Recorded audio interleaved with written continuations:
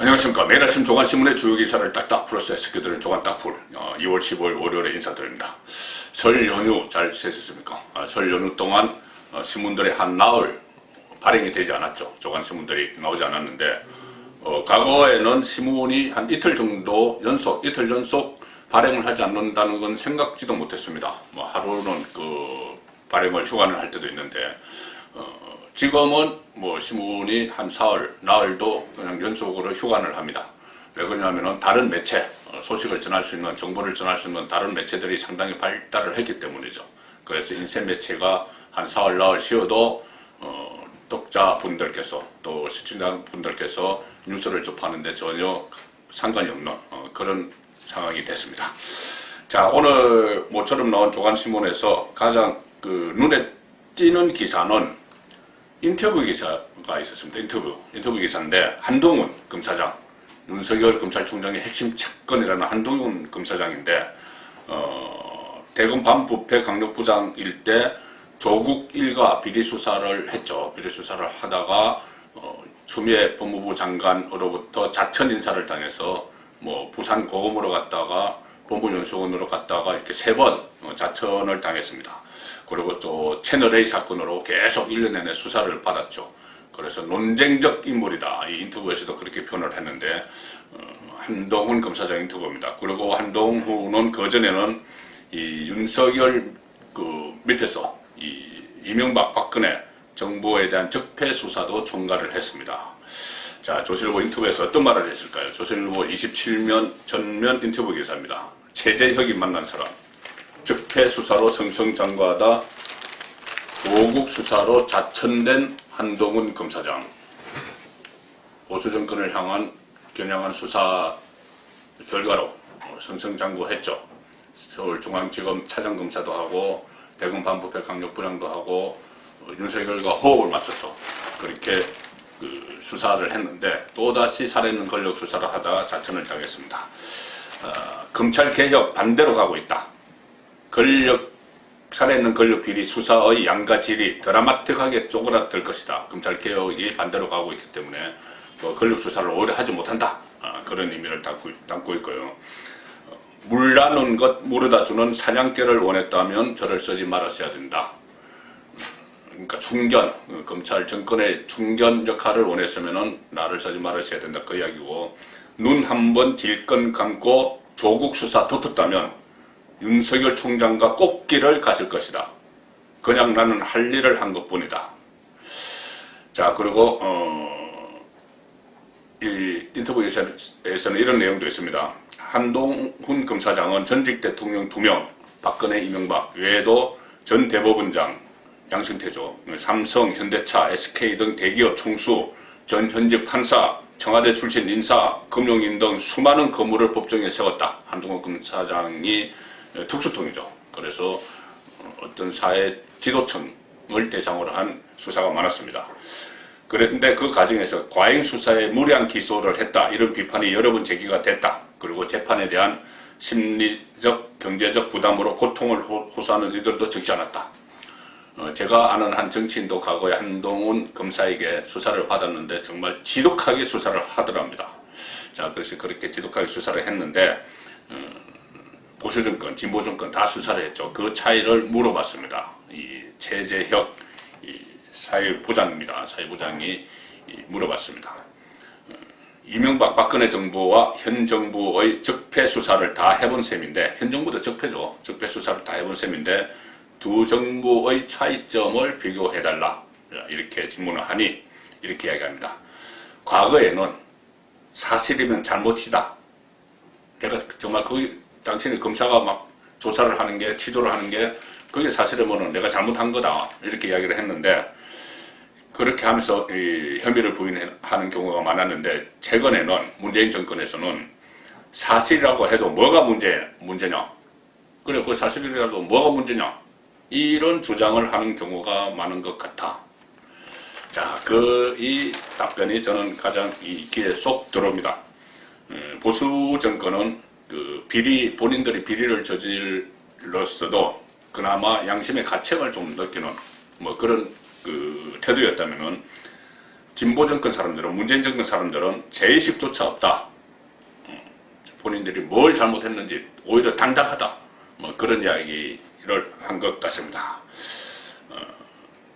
한동훈 검사장이 지금 입을 열기 시작을 한 것은 좀 상당한 의미가 있다고 봅니다. 인터뷰를 이렇게 언론의 인터뷰를 응하기 시작한 것은 뭔가 반격의 때가 되지 않았느냐 그런 판단을 한 것 같습니다.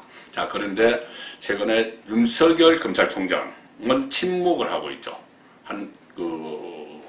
한동훈 검사장은 윤석열의 핵심 측근인데 한동훈은 입을 열기 시작했는데 윤석열은 침묵을 하고 있습니다.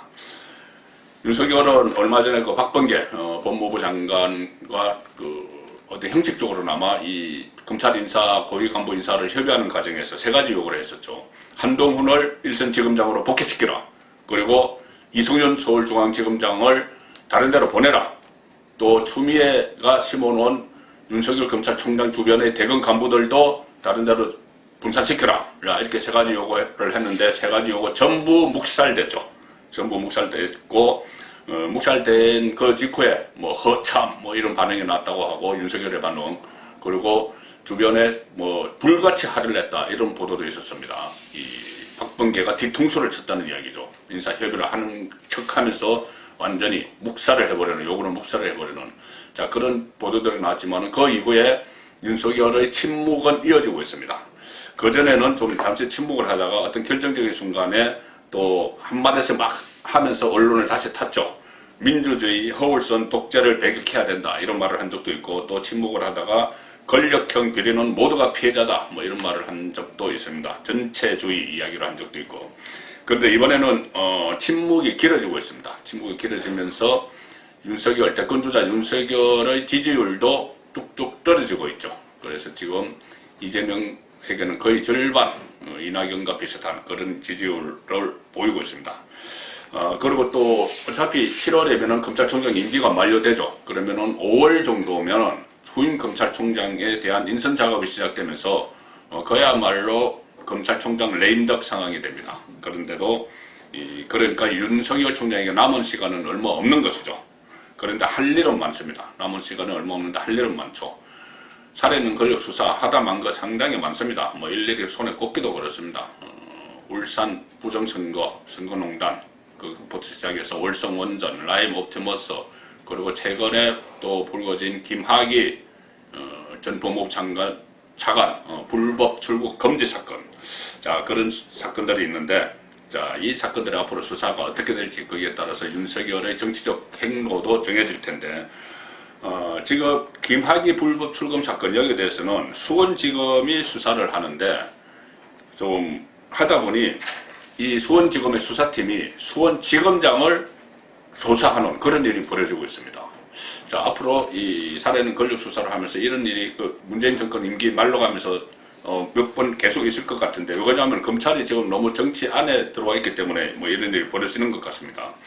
자, 조선일보 신문을 보시면은 수원지검이 김학의 사건으로 수원지검장을 조사했다. 수원지검에 김학의 불법 출국 금지 수사팀이 있죠. 그런데 수원지검장을 조사를 했다. 어떤 일일까요? 이성윤 그때 당시 2019년 김학의 불법 출국 금지할 때 이성윤이 대검 반부패 강력부장이었죠. 강력부장이었고 그때 수원지검 안양지청에서 이 김학의 불법 출국 금지 사건 이것을 처음에 다른 수사를 하다가 그거를 인지를 해서 불법 출국 금지가 이루어졌다 이것을 수사를 했는데 그때 대검 반부패 강력부장이었던 이성윤이 지금 서울중앙지검장 이성윤이 그 수사를 못하도록 막았다. 그 보도가 됐었죠. 안양지청에서 불법 출국 금지 문재인 대통령의 뭐 검찰의 명운을 걸라는 이 말 한마디에 김학의 수사에 명운을 걸라는 말 한마디에 이 수사를 울산지청에서 다른 사건을 수사하다가 그것을 알게 돼서 수사를 하는데 안양지청에서 수사를 하는데 그걸 대검 반부패 강력부장 이성윤이 막았습니다. 수사를 못하도록 했죠. 그때 지검의 수원지검장이 대검 반부패부 선임연구관 이성윤의 밑에 있었죠. 그래서 이 선임연구관을 거쳐서 반부패 강력부장에게 이런 내용들이 보고가 됐기 때문에 그 선임연구관이 지금 수원지검장으로 와 있어서 수원지검에서 하는 수사를 하는 검사들로부터 휘하에 있는 검사들로부터 조사를 받았다는 이야기입니다. 자, 2년 전에 불법 출금 수사 무마 의혹에 연루돼서 지난주 참고인 자격으로 조사를 받았습니다. 당시 대검 반부패부장이던 이성윤 중앙지검장도 조사가 불가피해졌다. 그리고 이 법무부가 당시에 출국 금지 때 김학의를 잡으려고 테러범 색출 시스템도 불법으로 이용했다. 이런 취재까지 다 됐습니다. 이 수원지검 수사팀이 직속 상관인 문홍성 수원지검장을 지난주 조사했다. 야, 이거 참 검찰에서는 이런 일도 벌어집니다.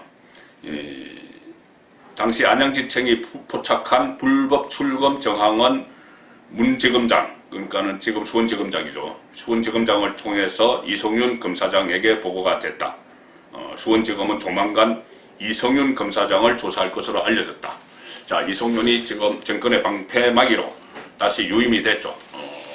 윤석열이 교체해달라고 했는데 묵살하고 유임을 했습니다. 그래서 윤석열 후임 검찰총장으로 임명을 해서 7월 달에 남은 문재인 정권 임기 동안 이성윤 검찰총장이 권력 수사를 맡고 또 권력 수사 같은 게 있으면 공수처로 다 넘겨버려서 공수처에서 묵살할 것이다. 그런 시나리오가 나오는데 그 전에 이성윤 서울중앙지검장이 일선 수사팀 검사들에게 까마득한 후배 검사들에게 조사를 받게 되는 그런 상황이 올 가능성이 높아졌습니다.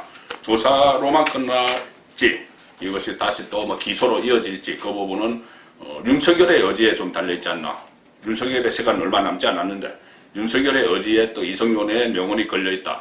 자, 상당히 복잡한 전개가 되고 있는데 그만큼 문재인 정권이 레임덕으로 가고 있는 그 길목에 있기 때문에 그렇습니다. 정치권 소식을 전해드리죠. 서울시장과 부산시장 보궐선거가 4월 7일에 있죠. 그 대표 선수를 뽑는 국민의힘 경선전이 오늘부터 아주 흥미롭게 전개가 됩니다. 제가 그제 1대1 데스매치가 벌어진다고 말씀을 드렸죠. 토론 배틀입니다. 1대1 서바이벌 게임. 지금 언론도 큰 관심을 표명을 하고 있습니다. 일단 흥행물에는 성공을 한 것 같고요. 4명의 서울시장, 부산시장 후보, 국민의힘 그 경선 후보 4명이 돌아가면서 1대1 토론을 벌입니다. 1대1 토론을 벌이는데 흥미로운 것은 시민 금정단이 1,000명으로 각각 구성이 되는데 서울, 부산 1,000명씩 구성되는데 시민금정단이 토론이 끝나고 나면은 평점을 매깁니다. 평점을 매겨서 승패를 발표를 합니다. 오늘 토론은 뭐 예를 들어서 조은희와 뭐 오세훈이 했다. 그러면은 오늘 토론은 조은희가 이겼다. 또는 뭐 오세훈이 이겼다. 이렇게 평점을 매겨서 결과를 발표를 합니다. 자, 그렇게 되면은 그 승부를 매기는 것이 실제로 100% 시민 여론조사에 의한 경선 투표에는 반영이 되지 않지만은 민심의 흐름에 큰 영향을 미치겠죠. 특히 이 신진이 중진을 일제일 토론에서 꺾어버리면은 상당한 돌풍이 일어날 가능성이 있습니다. 그래서 막판 대역전극도 가능한 그런 상황인데 그 토론이 오늘부터 시작이 됩니다.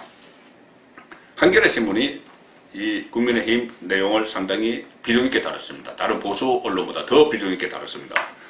국민의힘 토론 배틀로 흥행 불집혔다. 흥행 배틀. 토론 배틀로 흥행을 불집혔다. 그리고 그 옆에 금태섭, 안철수 제3지대 단일화 논의는 원래 오늘 TV 토론을 하기로 했는데 뭐 방식을 놓고 옥신각신하다가 무산이 됐습니다. 그 반면에 국민의힘에서는 지금 토론 배틀이 시작됐습니다. 본선 티켓가를 TV 토론 오늘 막이 올랐습니다. 국민의힘이 미국식으로 1대1 맞짱 토론, 양쪽에 딱 두 사람이 서서 미국의 대통령 후보들 토론할 때 보면은 스탠딩 토론을 하죠. 오늘부터 그렇게 시작이 됩니다. 국민의힘은. 부산은 오늘 시작, 서울은 내일부터 토론 뒤에 시민평가단 평점도 공개한다. 예를 들면 16일에는 오세훈 조은희 후보, 또 오신한 나경원 후보가 조를 나눠 각각 지역 공약을 놓고 별도 토론을 벌이는 시기다. 자, 오늘 그럼 내일 이야기죠. 그리고 1,000명으로 구성된 시민평가단이 점수를 매기는 서바이벌 쇼 프로그램 같은 형식도 눈길을 끄는 요소다.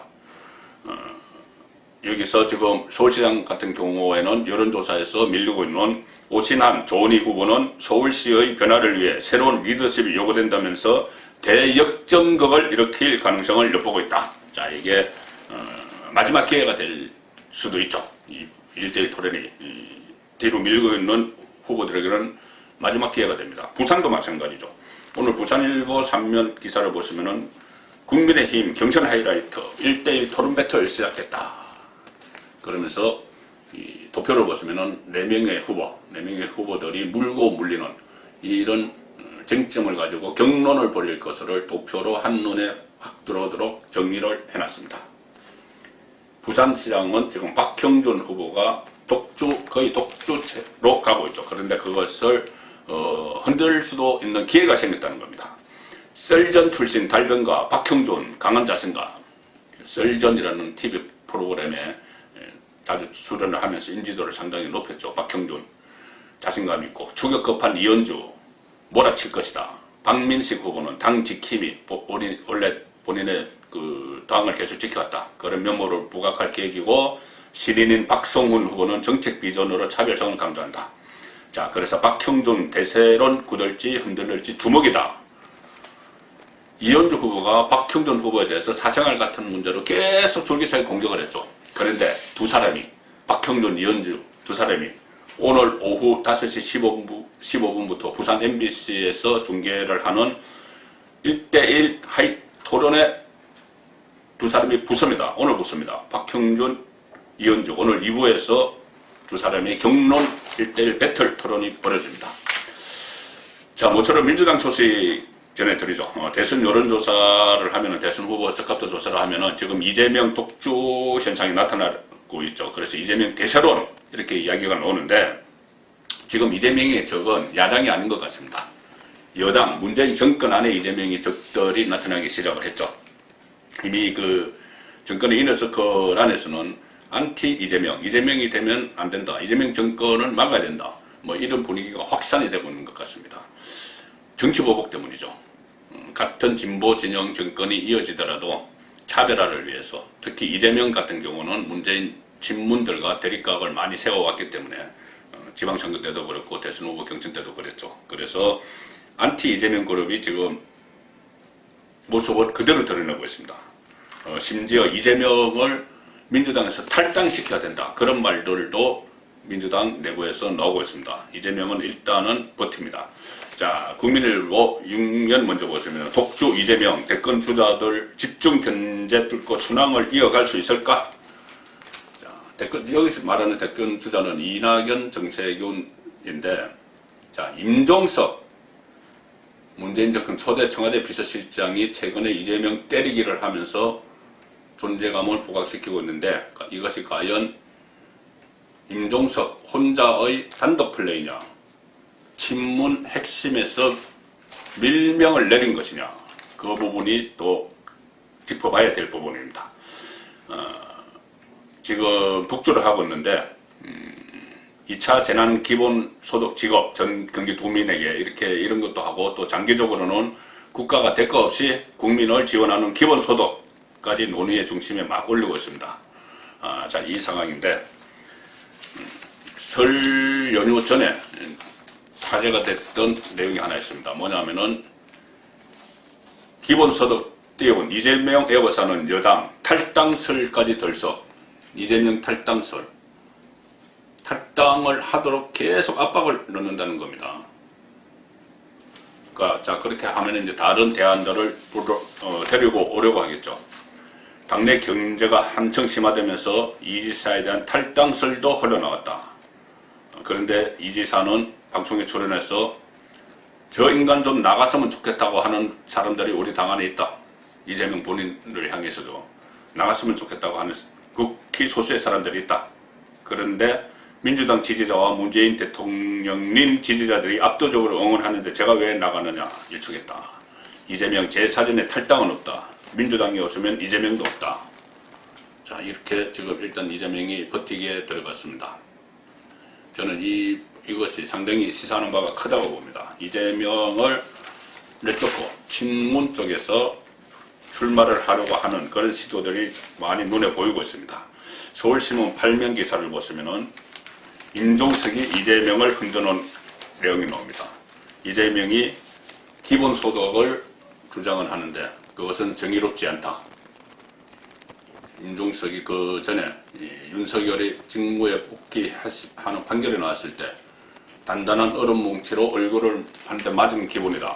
그래서 내가 뭔가 할 일을 찾아야 되겠다. 그 이야기를 하고 나서 최재형 감사원장을 비판을 하고 현안에 막 뛰어들고 있는데 그중에서 특히 같은 정권 큰 틀의 정권 안에 있는 이재명을 막 공격하기 시작합니다.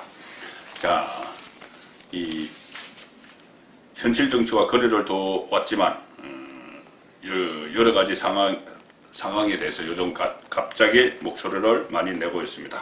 그래서 추후에 당내 86그룹과 친문재인 진영이 합심해서 임종석 전 실장을 제3후보로 띄울 것이라는 전망이 공공연하게 거론된다. 대권 주자로서의 위치를 찾아가기 위해서 막 지금 이재명 1위 주자 이재명을 공격한다는 이야기죠. 조실보 오면 하단에 보시면은 임종석뿐이 아닙니다. 조직적으로 친문그룹에서 이재명을 공격을 하고 있습니다. 심지어 이재명 세론이 계속 끼어지니 대선 후보 경선 날짜를 좀 미루자. 지금 하면은 당장 규정대로 하면은 당은 당규대로 하면은 이재명이 대선 후보가 될 가능성이 높으니까 이거 미루자. 이런 주장까지 지금 민주당 안에서 나오고 있습니다. 180일 전 선출 이 당헌에 돼 있는데 그거를 개정해야 된다. 이런 요구가 있고 이재명 견제 당내 역학구도가 여기에는 작용을 한 것이다. 그리고 3심 앞둔 김경수 배려 이런 셈법까지 들어가 있다는 겁니다.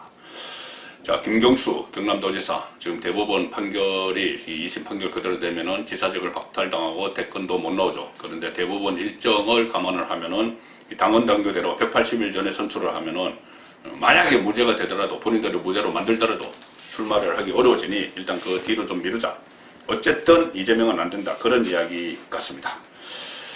자, 오늘 마지막 소식은 설 연휴 민심을 어떻게 여당과 야당이 읽었는지입니다. 매일경제 8면 보시면 김종인 비대위원장 문재인 정부 손절이 설 민심이다. 그러면서 4월 보선 자신감 커지는 야당. 자, 설 민심을 읽어보니 야 이제 문재인과 손절해야 되는 것 아니냐. 그것이 김종인 비대위원장의 판단입니다.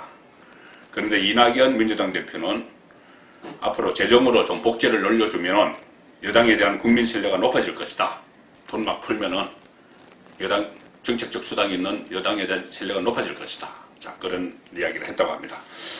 그런데 설 연휴 전에 차기 대선 여론조사들이 여러 군데서 있었죠. 한 조사를 보면은 정권 교체를 해야 된다. 문재인 정권을 심판해야 된다. 더 이어지면 안 된다. 정권 교체를 해야 된다가 46%고 그래도 민주당이 다시 집권해야 된다가 45.5%인데 서로 비슷비슷하죠. 그런데 또 다른 그 조사를 보면은 정권 교체해야 된다가 압도적으로 많은 조사들 나옵니다. 그런데 정권 교체를 하려면은 대선 주자가 나와서 후보가 나와서 대통령이 돼야지 정권 교체하는 것이죠. 야당이 정권 교체를 해야 되기 때문에 야당이 이겨야 된다. 그런데 실제 대선 후보 여론조사에서는 이재명 여당이 압도적으로 1위를 치고 나가고 그 다음에 이낙연이 그거를 받치고 이재명 28%, 이낙연 13% 이렇게 나오고 윤석열은 한 10% 정도 이 나오는 상황입니다. 그러니 정권 교체는 바라지만은 야당에 사람이 없는 그런 상황을 담적으로 이야기를 하는 것이죠. 그러다가 또 그나마 윤석열이 범야권 주자로 있는데 윤석열이 정치로 만약에 포기해버리면 범야권은 큰 혼돈 속으로 들어갈 수밖에 없는 그런 상황도 예상이 됩니다. 2월 15일 보내드린 조간탁풀이었습니다.